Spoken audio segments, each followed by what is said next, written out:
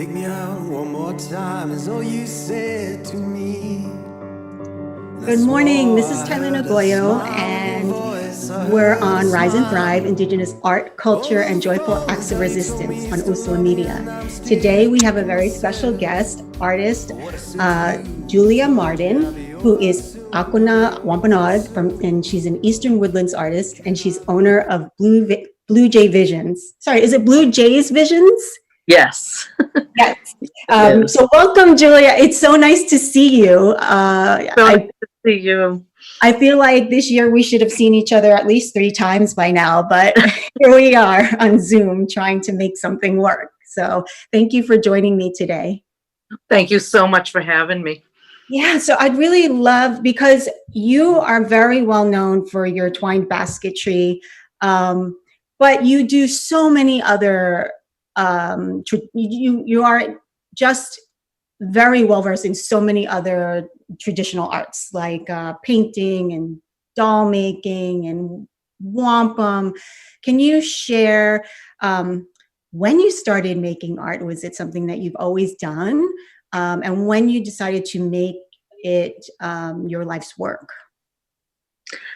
From my earliest memories, I knew I always wanted to be an artist. And from very early on, I started making things from found items in my yard or my father's workshop. And so I started young and knew that's the angle I wanted to go. So, but I started with traditional arts really in my 30s, although I had done beadwork and jewelry and, but nothing serious. And in my mid-30s, I started working at Plymouth Plantation, which is a Wampanoag site at the Historic Museum, excuse me. Right. And they've recently, they're talking about, or they have changed their name. Is that something that's evolving right now? Oh, yes, yeah. Right. So have they changed it, or they're in talks? I don't know if it's in the process. I read up. I don't know if it has officially changed yet. Oh, it's like a historical. Anyway, I worked there close to 30 years ago. Oh, okay. Wow. So, is it it's like a living historical museum? Is that what it is? Okay. Yes, it is. Yes, there's a Wampanoag home site, and then there's the Pilgrim Village. And you were there so what capacity were you there? I was one of the Wampanoag interpreters down on the site. Okay. We dress in 17th century clothing. You cook over an open fire, the 17th century foods. And we had, at the time when I was there was 2 houses on the site. One represented a round, small house, which would have represented a summer home, because we lived in 2 different homes. We had summer homes and then winter homes, which was a little bit further inland and more sheltered from New England weather. Mm. And so we broke up into smaller groups and along shores and where planting sites were for the growing season. And then once harvest was in and it was going to be winter, we moved inland and lived in larger homes, which would be typically bark covered and maybe multifamily dwelling. So multiple, and our family units were already, larger than we are today, or most people. Grandparents, aunts, uncles, cousins, would all live together. It was truly a community. Yes. So anyway, the museum tries to represent that.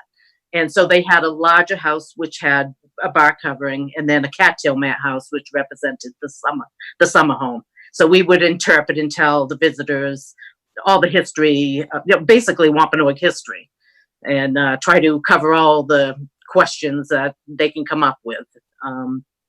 The Pilgrim site was in character for 17th century, but we were speaking from a modern perspective so that we could answer and communicate with the customers, or visitors.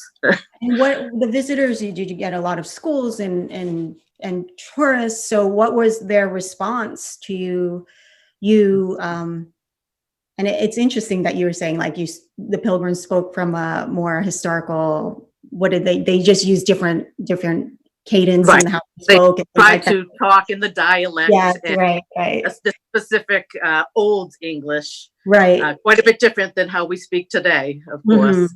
Mm-hmm. And yeah, it was a hard adjustment, I think, for them to come down, and so we had to do a lot of explaining why. We know it's the 20th century. We know what cars are.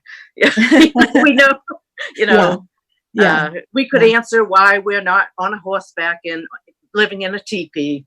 Mm-hmm. Those were You had a lot of those questions. lack of education. Mm-hmm. People have no idea what Eastern Woodland people lifestyle would be, or even that we even exist. Honestly, Right. it's not even known that we exist, or that we existed back then, or that we Mm-hmm. still exist today. Yep. So, Very true. from an education standpoint, it's extremely important and frustrating being being an Eastern Woodland person. So Yes. you get asked some strange questions, and they definitely kind of treat you like you're a Disney character. So you get mauled a bit, and it's some adjustment. Yeah, and I can imagine it carries, as you go through the art shows and you talk to people and they say, well, that's not Indian art, or, they have this perception of what Native art's supposed to be. It's supposed to be turquoise, or it's supposed to have a horse on it, or something like that, because people's ideas and perspective of what Native arts or Native people bring are so often focused on the Plains tribes, because people have seen that in the movies and they've learned that in the history books. And you're right, there has, beyond the conversation about Thanksgiving, which is a myth, there really hasn't been any education. So how did you go from being an educator there, which obviously you're always an educator, but to moving more your focus on traditional arts and becoming an entrepreneur in the art world? Okay, yeah. So I was there for 3 seasons, and while you're an employee there, the job is priceless in a lot of ways, because a lot of people, they weren't still doing the 17th century arts, and because of our history and how things went down from colonialism, and so we had invasion, plague, war, slavery. The first reservations on this continent were Wampanoag reservations. And so most people don't know any of that history. So I think I lost my train of thought. So you're saying that you said the experience was invaluable right. Right. So the experience was priceless, even though it's an extremely hard job to do, imagine 40 hours a week. Draining. Yeah. So, Yeah. but anyway, that's where I learned how to do twining. It was nearly a lost art, and well, that's what ties in, because of what happened in our history. There was a break. In art's one of the first things to go. You're surviving. Yes. So we went from thriving to surviving, and then being placed on reservations, and so we weren't allowed our language, we weren't allowed religious beliefs, and just lifestyle, trying to survive. Crafts and art disappeared, and these things were essential to life. They weren't art at the time. It was they were utilitarian. And the baskets I make are more ornamental, but they were food storage bags and personal bags. We would have bags that would be similar to having like a modern day pocketbook today, that, just little things that you would need, that you would carry on your person. But everything we owned, I used to say there was no closets or cabinets in the Witu, so everything was kept in baskets and bags. And then you had sifting baskets and hulling bags, and we had grapevine baskets that were used for collecting shellfish. And so, we lived on the coast, so all our food would have to be stored in storage bags. And Mhm. we also had to store our seed for the next year's planting season. And those were stored in twine bags as well. But they were large enough to carry in between 4 to 6 bushels worth of your seed corn. And that would be your corn, your beans, your squash, watermelons, sunflower seeds. Those were all indigenous crops. And that had to be stored. So they were stored in storage pits in the ground. They were dug in a very, like the base of a hillside where it's very, the water would run off, be dug deep enough so it's below the frost line. They would be lined with bags, and these huge storage bags would be put into the ground and left at your planting site, because you're not going to lug it inland a mile or two and then drag it back. And it was deep enough so critters weren't going to get it. Well, I'd like to say it was safe from all critters until the English critters got it.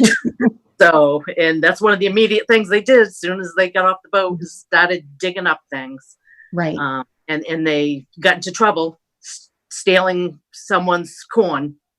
Or, they got here on the coast at a planting site. It was already the beginning of winter, so the people had moved inland. So they figured it's an abandoned site, which it wasn't. It's just your summer home. Right. So somebody broke into the summer home and stole your food stores for the next year, which would be devastating because that's your planting for your entire year's food. So anyway, that didn't go over well. They got chased off of the Cape and ended up in Plymouth. So... Okay. And the reason they were able to land, it was a community called Patuxet, and they arrived 1620. 2 years prior to that, a plague had come through. So now European people had been coming to our coast for 100 years. Mm-hmm. So we were well versed in them coming. There was French, there was Dutch, there was English. Tribal people learned the languages so that we could communicate with them. Trade had been going on for 100 years. Mm-hmm. Anyway, 1680, plague hit, which was devastating to my people. Up to 90% of the population was wiped out by plague. Getting back to where they landed in the community of Patuxet, that was one community that had been completely decimated. So there was no one left but the skeletal remains of the people and the houses that were just left in the crops. And from what happened, people passed so quickly, they couldn't even bury them all. So then it was just abandoned and no one, went near those places. Except the English moved in and pushed them aside and made it home. So, and that was the reason why they were able to, because they were all deceased. Right. So anyway, and that began the colonization of Wampanoag territory. So since we had 100 years of them coming over, some things went well, trades were made, but then a lot of bad situations happened too. Kidnappings had started, and they were tricking people into coming onto the boat for trade. And we had trade already, and it worked out okay. But then this changed, and so they tricked people to come on the boat for trade, kidnapped them, and took off with them. And off to England they went, and most never returned. Mm-hmm. Only a couple is, we know that did return. Yes. Yeah. Yeah. Squanch was one of the characters. Mm-hmm. He was traded, and I don't have all the information right in front of me, and it's almost 30 years back when I was really talking about this. Yeah. So I don't have all the dates and details and names. But he was traded a few different people, and then ended up coming back basically as a guide, interpreter. So, and he did make his way back. Another man was Epino from my community on the vineyard. And he realized what they were looking for was gold. And they were looking for other resources and minerals to pillage and bring back. Mhm. And so he lied to them and said he knows exactly where that, you can find gold, and it's back home. So as soon as he got close enough, he dove in, and people Wow. came. Yeah, canoes came out, started firing arrows at them, and he made it back to shore. So Mhm. Epino was somebody else who made it back, but most did not. It's incredible history, and there's so much, and there's so many layers that we just have not even tapped into in the narrative and in the conversation in the United States. And one thing that has opened up that conversation a little bit is the Plymouth 400. They're calling it a commemoration. And that's something that's happening this year. And you have an interesting role in it. And I'd really love to talk about that when we come back from break. Sure. Because there's a lot to cover. And so I'm very excited to actually talk to you in person about this. So this is Rise and Thrive with Tailinh Agoyo. I'm visiting with Julia Marden, which is such a pleasure. We will be back on Usla Media in a few minutes.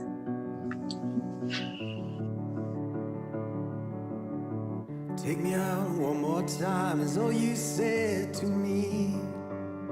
And I swore I heard a smile in your voice. I heard a smile. Over the phone is how you told me you still love.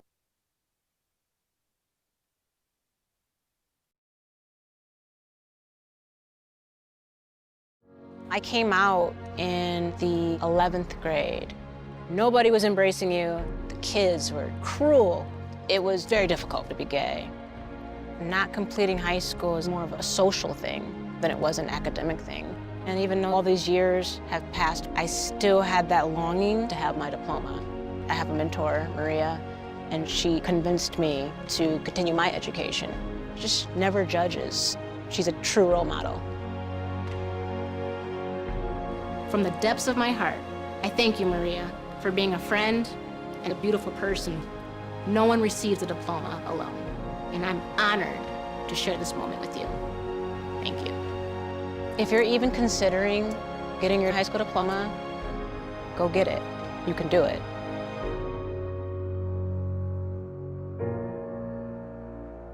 Find free adult education classes near you at finishyourdiploma.org.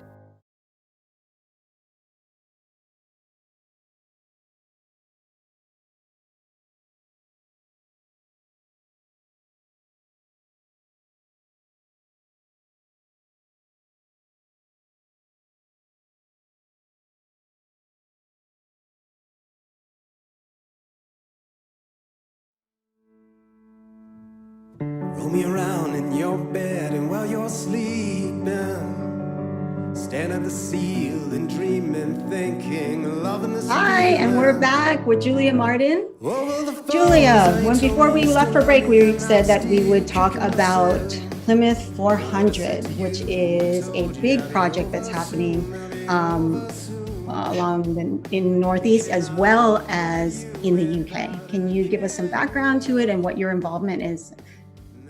Yes, it is the 400-year anniversary. It's a little odd perspective from us to Right. commemorate this anniversary, but it is what it is. And fortunately, it's taken 400 years to basically have our voice out there, and because it hasn't always been welcomed. So anyway, Have they reached out? They've reached out to Native people to build this. right. What are we calling it? Paula Peters is very involved. Paula is from the Mashpee Wampanoag community, Mhm. and she's working very closely, and that ties to bringing me into it. So Yeah, let's talk not about too that involved project. in other things, but well, Paula was in the UK for an unrelated event, and she had a layover in the UK, and she had the opportunity to, I believe it was the British Museum, and she was able to go into the collections and visit with the wampum belts that they have in their collection that were collected from here back in the 17th century, started collecting artifacts. And so she got to visit and have a hand-on, handle them and I spend remember time seeing with them. photos. They were incredibly powerful too. Yes, I hope someday to be able to go over myself. But anyway, in the conversation she was having, she suggested the Wampanoag Wampum Belt Project, that we would today, in this time period, make a traditional wampum belt. And she said, I think you should pay for it. And they said, we can do that. And so it began. And I was brought on because, as you mentioned, I'm a twine basket maker. So I've been making Eastern woodland designs mapped out for almost 30 years experience. So I was brought on to make designs for the belt. And so that was the capacity that I was first brought on to the project. And I went off running, and I had 60 designs within a month's time. I had no idea what they really wanted. She said a couple of things, and I just started. Of course, you had 60 designs. I started at creation. Is very passionate. Just brought it up. Right. Whatever Incredible. I could think of that I could map out on a wampum belt. I hope that that you're like capturing that for the archives, all of the process. Yes.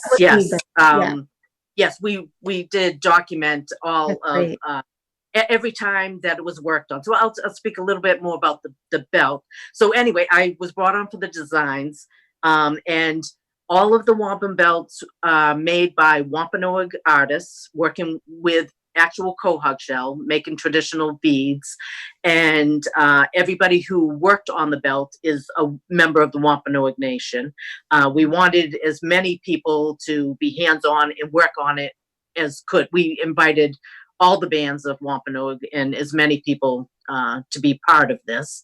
So anyway, it went through stages, of course. And so once the design was decided upon, and the wampum makers started, the beads started coming in, we actually started the actual belt at Mashpee's powwow that they have every 4th of July weekend. They have a traditional powwow. This was last year.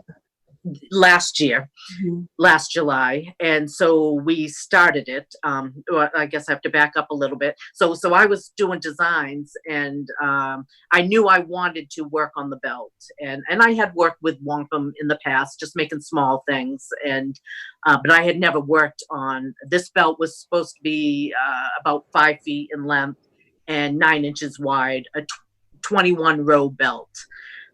So I purchased my own materials and made my own belt that size, so I would have experience before I even touched it. And that was just my own thing, just to be comfortable to touch such a powerful, important belt. So anyway, the person who was the manager had to step down for personal reasons.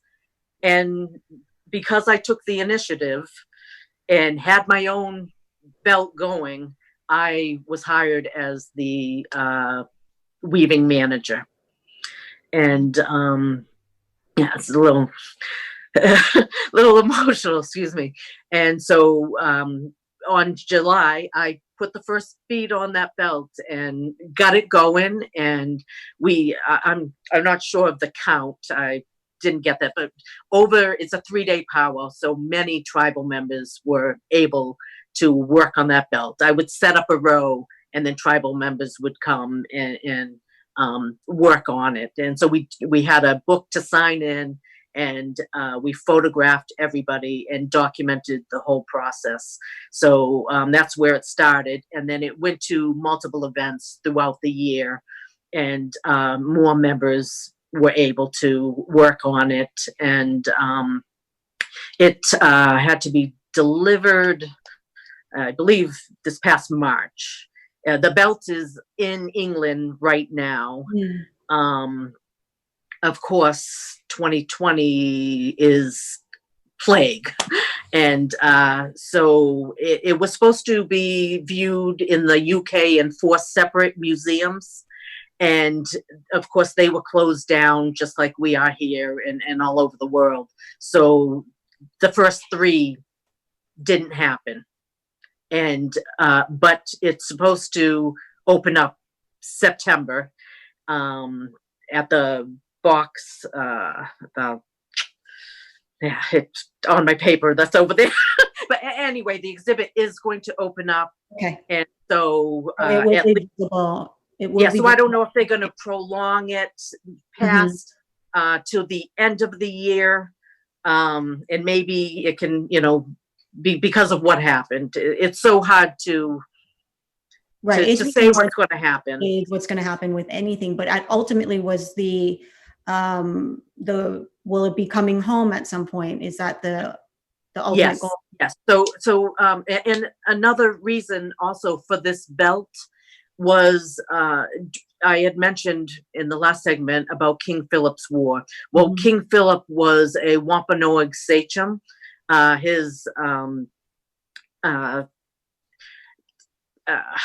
His father was Massasoit. Most people probably are familiar with the name Massasoit.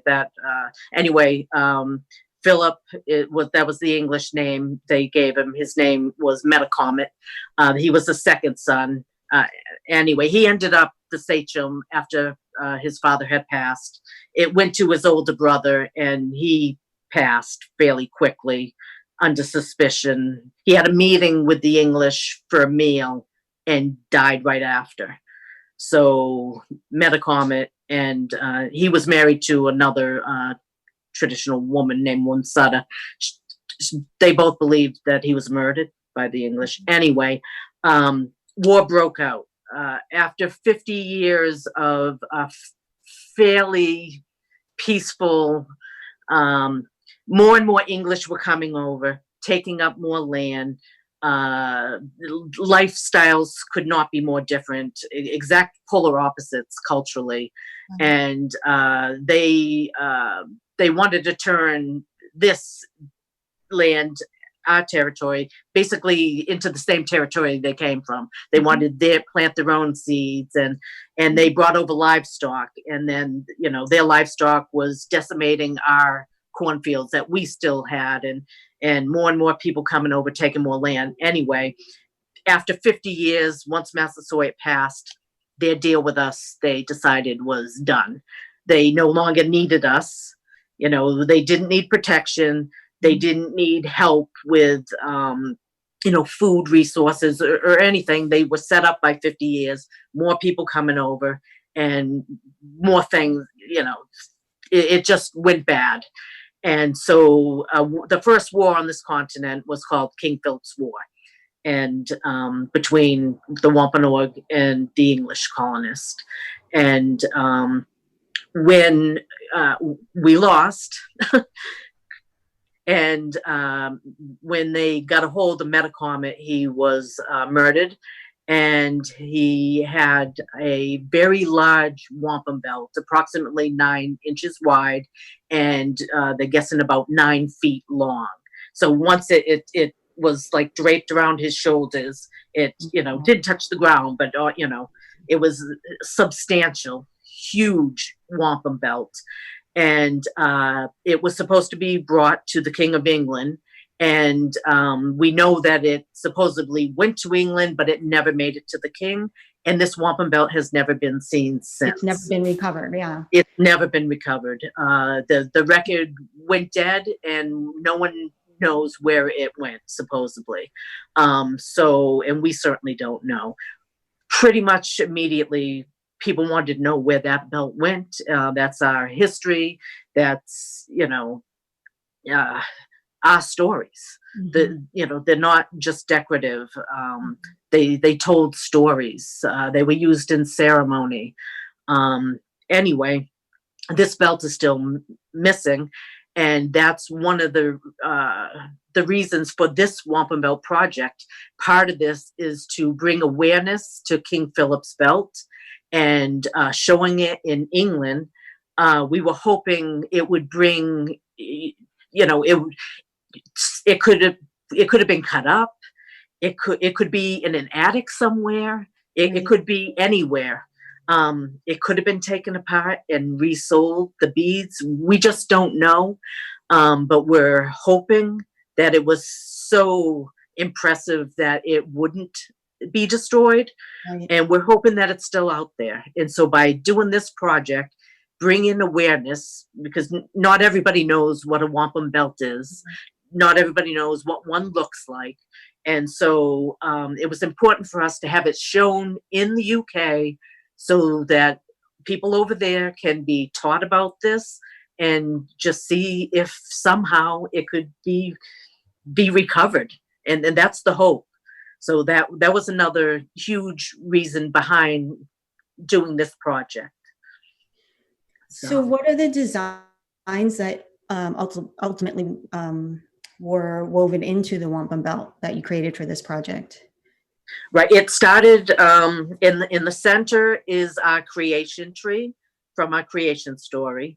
And then they have there's two ancient designs on either side that basically represent something called the common pot, which is representing the gathering of people and everybody contributing to the pot. And then there are animal designs which represent the different clans. And then on the ends, there are round dancers. And yeah, it's not right in front of me. I hope I didn't miss any of the designs. But yeah, so that's basically the designs on this belt. You just had mentioned that a lot of people aren't aware. So can you give our listeners and viewers, tell them about the significance of the wampum belt? Because I think there's a lot of misunderstanding behind what it actually is. I think often people think wampum, they say, oh, that was money. And it wasn't, right? So that's right. A very simple, very basic Eurocentric view of our tradition. So can you explain for our listeners what wampum represents? Right. Yes. Traditionally, it was not money. We had no money. We did a lot of bartering. And but anyway, the wampum belts, some belts, there are several reasons for belts and uses. One of them is making treaties between different nations and peoples. Another one, there's story belts. They're basically like, someone writing down the history, or, but it's done with designs on a wampum belt. And there were storytellers that would travel from community to community and tell the stories from the designs, what the designs represent, insignia, the different stories. Also, it was white beads were used in funerary ceremonies for honorings, and it was also used for jewelry and ornamentation and personal adornment.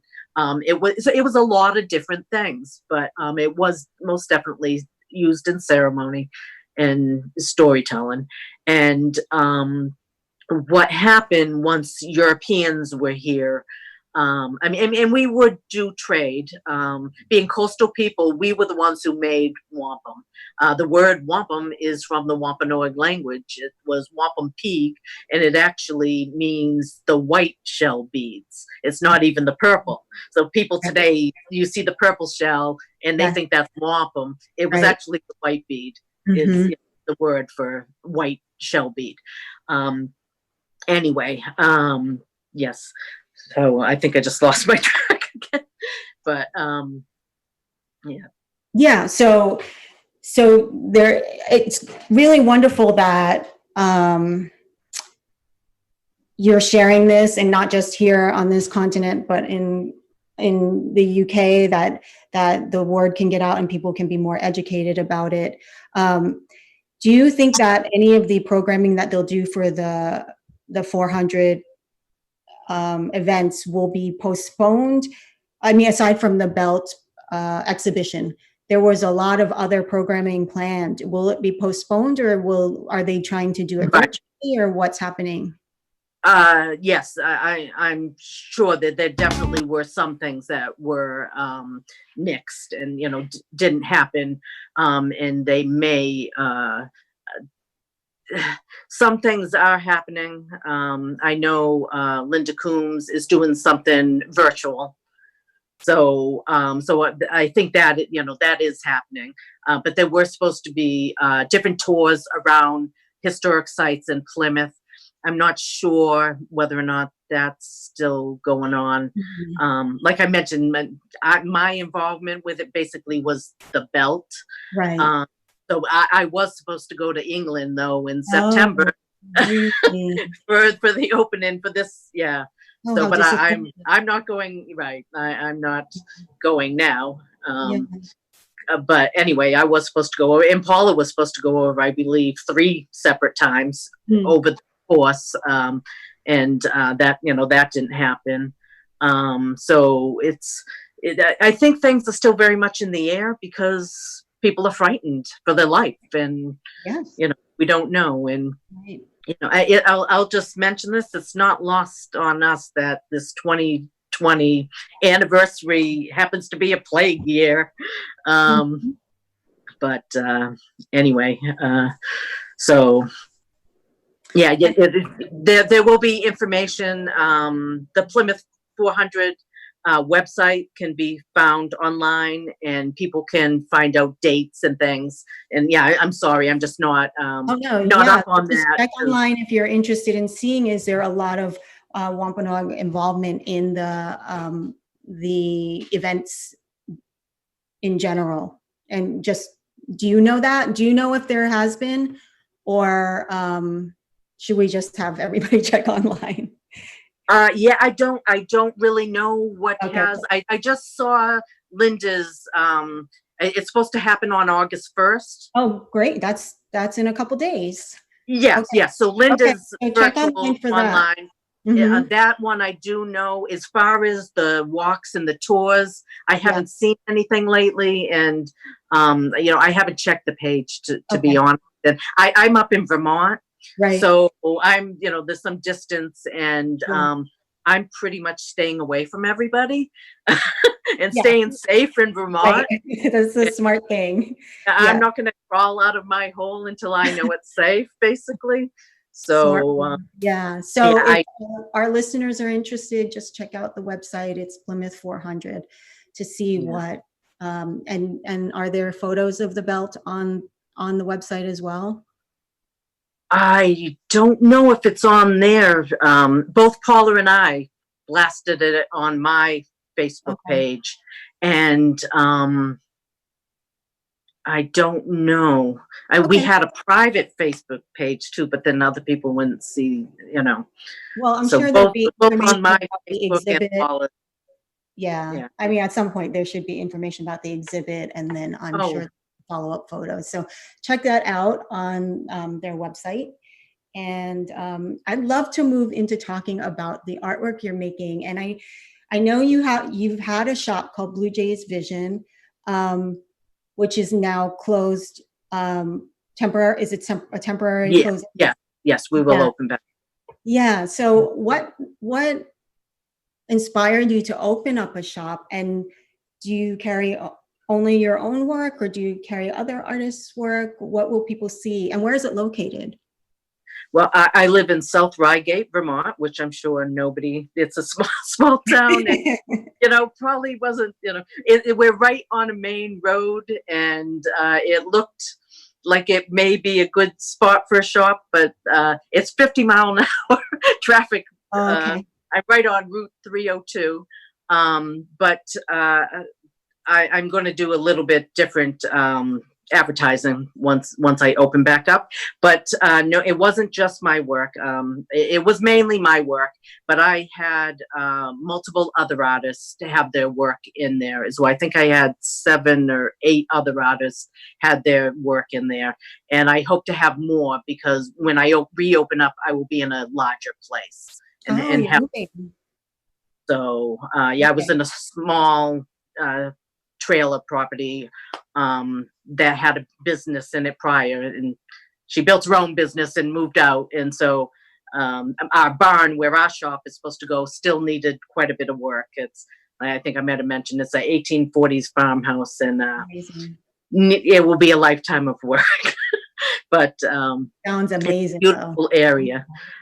So anyway, we do plan on opening up, but I do have a store page called Bluejays Vision, Facebook page. And I also do business through my personal page as well. And so it sounds like when people will visit your new store, it's not just a shopping experience, but it's just a whole experience of coming to the historical farmhouse and the land, and then with all your knowledge, it would be quite a place to visit. So you'll have information on that up on Bluejays Vision Facebook page when you're ready to launch, right? Yes, I will. Okay. In the meanwhile, we're all dealing with this COVID crisis, quarantine. And as you mentioned, you're not leaving until it's safe to come out. So what have you been doing? It looks, you know what? Let's take a break, because I think this is going to take a longer time. We'll take a break now. And when we come back, we'll talk about what your life's been like in quarantine and how art making changes. Is it good? Is it hard? Let's talk about all that stuff. This is Tailin Agoyo on Rise and Thrive on Usula Media. We'll be back soon.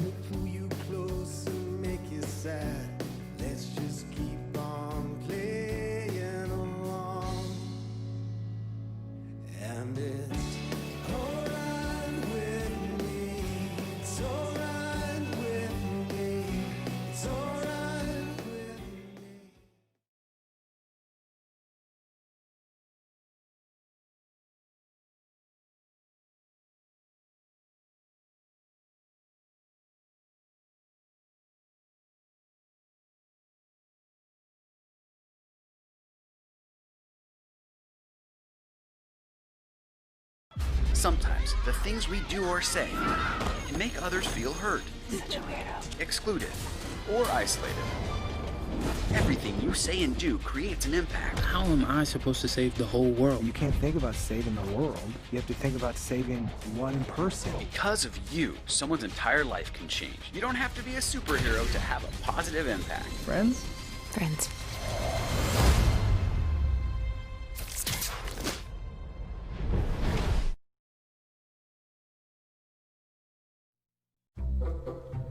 They call me Maxie, but I prefer tripod. I was your above-average four-legged homie, and then wham, bam, minivan. Some people pity me. Now that's lame. I still run, fetch, and swim. And the ladies love me. I'm the ultimate wingman. Just don't ask me to high five.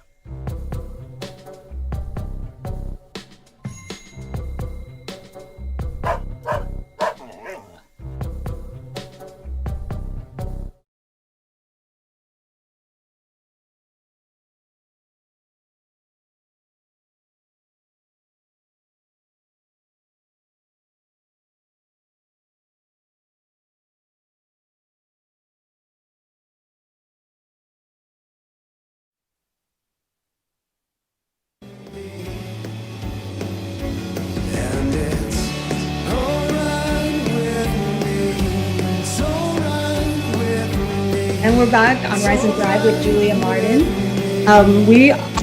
I had just so many questions for you, just living, as an artist during this time, which you're calling the plague, which is the plague. How has it shifted we already talked about, logistically, life is kind of there haven't been that many changes. but how has it changed your mindset in terms of making art and creating in your day-to-day? Well, being an artist, that's still continuing. I'm still able to produce art. The powwows that I would go and set up to, that's not happening this year. Art shows, although there are a couple virtual ones. Mm-hmm. So that's definitely a change. So art shows, art exhibits, the powwows, I'm a vendor. So I am impacted that way.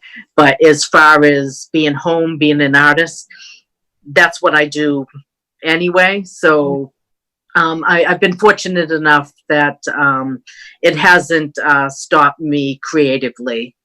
And we were talking about the wampum belt so much. Yeah. I've kind of dedicated, it said I made my own belt.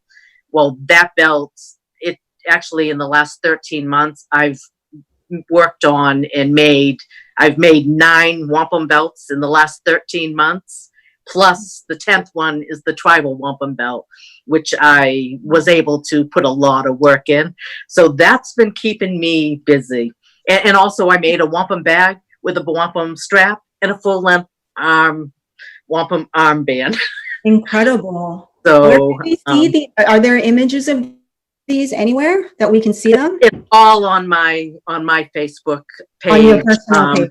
Yes, on my personal page, and people have shared it. And the ones I made, I feel ridiculous and kind of funny saying that they're actually personal pieces. So I went from no wampum belts to now 9 wampum belts, and it's kind of insane, and it feels funny to even say, but they tell a story. They're story belts. And so they will be used for displaying them in exhibitions, and they will educate. I made a set of 4 that basically tell, in the name of the set is a telling of the Wampanoag story. And the first belt is based on creation and traditional stories. And that one's called The Ancient Ones. And then the second one is called The Home Site. And it is a visual of basically what a Wampanoag summer home site would look like in wampum beads. And then the third one is called Plague, War, and Slavery. So it's, it's colonization, plague, war, and slavery. And then the fourth one is called Powwow Time. And it brings us right up to date. We're still here. We're powwowing. It shows our survival, and we're thriving today. And in spite of our long history and long battle. And so that will be an educational piece. And then one of my other belts is called in honor of Weedamo. I mentioned Weedamo in the first section. She was a 17th century sachem and so much more. And I depicted, a brief, her story on wampum. And that is for an exhibit as well. That exhibit was supposed to open this August, and it's postponed. It will happen next August. And that is I'm so looking forward to that exhibit. Where will that be? Excuse me? Where will that be, the exhibit? It's going to tour, but it's going to start down in P-Town, Truro, I believe. And it's going to tour. So I'm not sure exactly where it's going to go, but multiple places. But the basis for the exhibit are women of history that should never be forgotten. So Weedamo was my honoring. So I made that wampum belt for that exhibit. So next August, I will be advertising and putting that at least on my own page. And then because I was doing all these belts, somebody very near and dear to me is a repatriation officer for the Wampanoag Nation.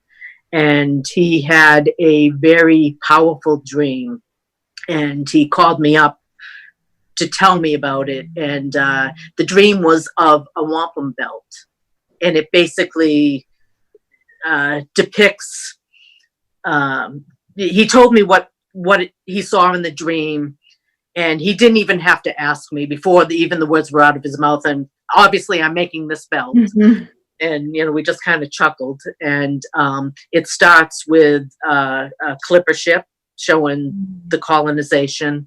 There is a figure with a top hat, and he has a shovel in one hand and it begins with a T. I just, for digging with the triangle. I can't remember the name of it. Having mind blocks, sorry. Anyway, he's got these two items for digging. And then there is a family of Wampanoag people, but they're suspended in the air upside down, representing that they're deceased.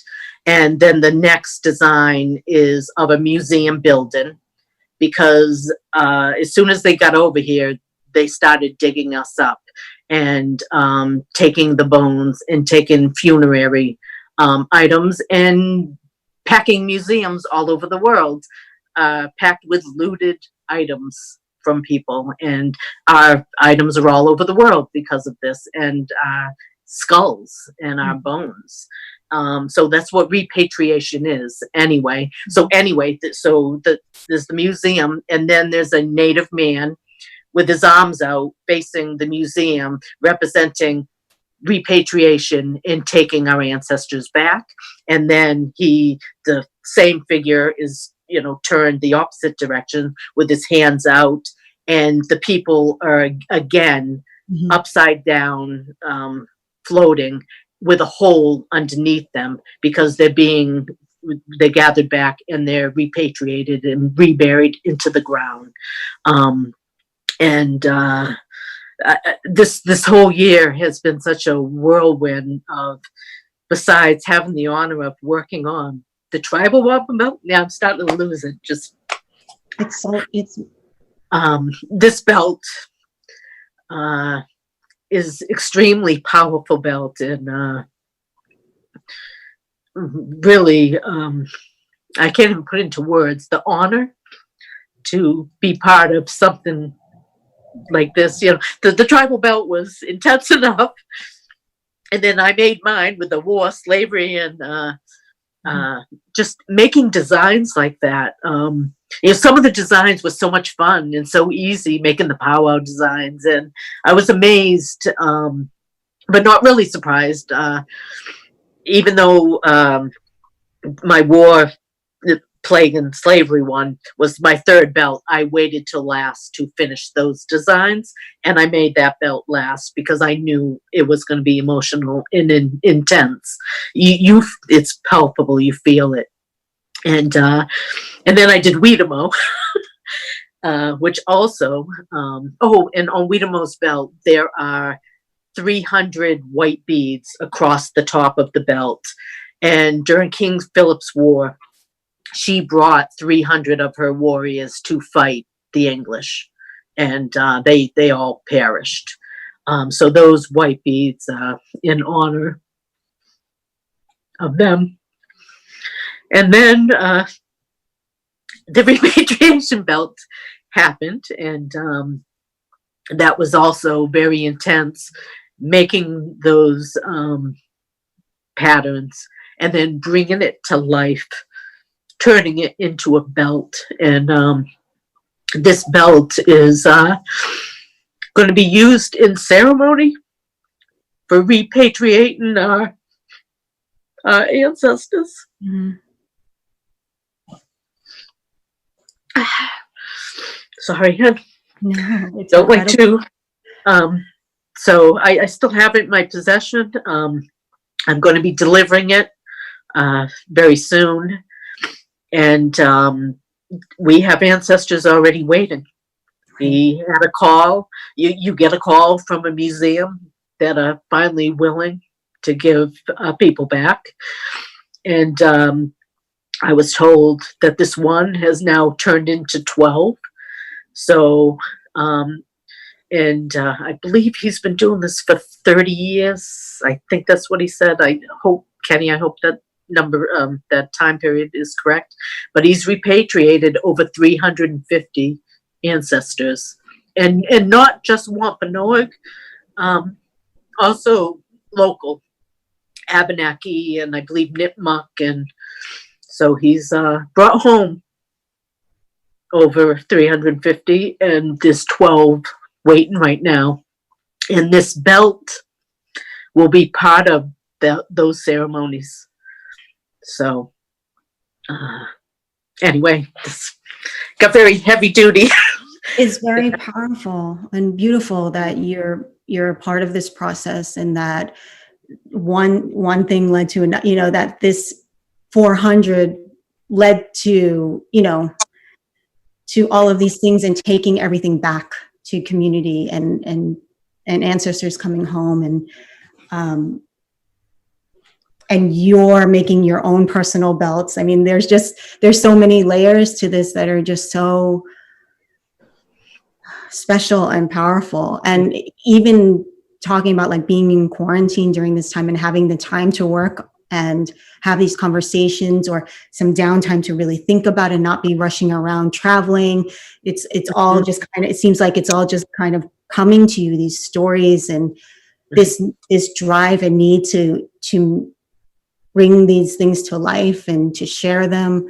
It's all so, I mean, I'm excited to listen to this again, because you've said so much, and it's extraordinary. It's really extraordinary what you're doing, what Paula's done, and so many people, and so many people who are involved in behind the scenes. I wish I had the exact count of how many people worked on the tribal belt, but it's over 100. I know.